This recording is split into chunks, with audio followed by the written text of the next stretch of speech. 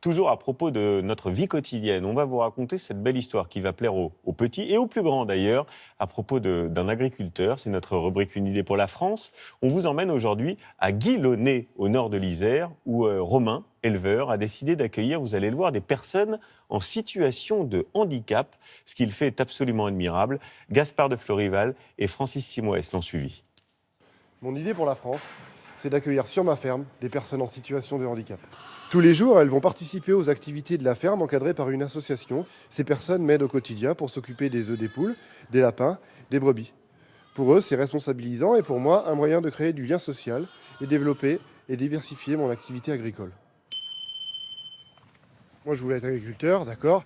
J'avais pas vocation à m'occuper du handicap, mais voilà, je trouvais que c'était sympa, moi, de me dire, j'accueille une association, et voilà, d'un point de vue humain, c'est cool.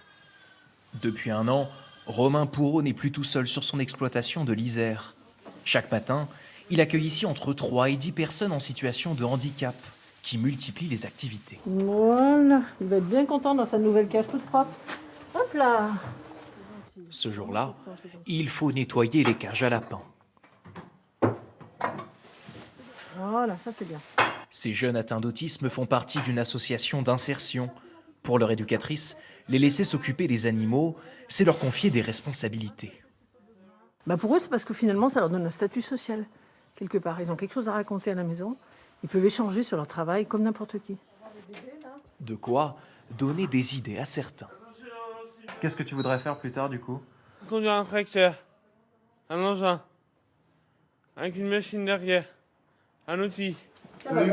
Salut. Ça se passe bien? Un partenariat entre l'agriculteur et l'association, sans aucun échange financier.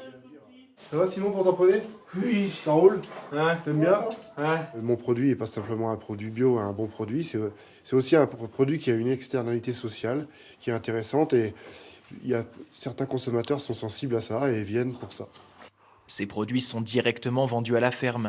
Il faudrait 12 œufs pour jouer. Et les consommateurs, de plus en plus nombreux, conquis par le concept. Il y a plusieurs aspects dans cette histoire. Il y a une ferme écologique, il y a l'aspect pédagogique avec les personnes qui sont accueillies sur la ferme. Voilà, je trouve ça admirable. Et donc, je suis client et convaincu.